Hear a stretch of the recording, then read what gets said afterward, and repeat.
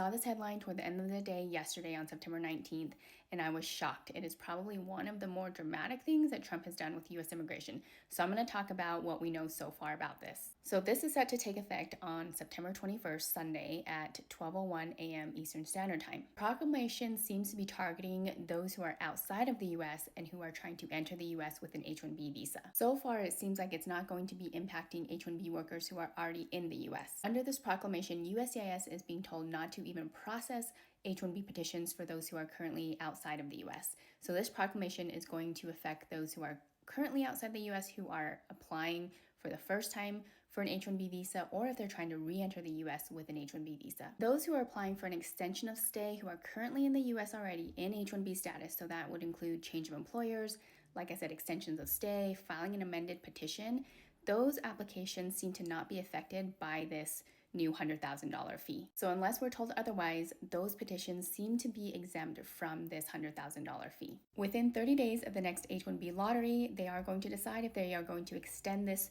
$100,000 fee for another year. There may be exceptions to some H-1Bs if DHS determines that it is in the national interest of the U.S. and it does not pose a threat to security or welfare of the U.S. Based on the language of the proclamation, it doesn't address whether this new fee or travel restriction is going to apply for CAP-exempt H-1B workers who are outside of the U.S. For those who already have H-1B status and are in the U.S. but plan to travel outside of the U.S.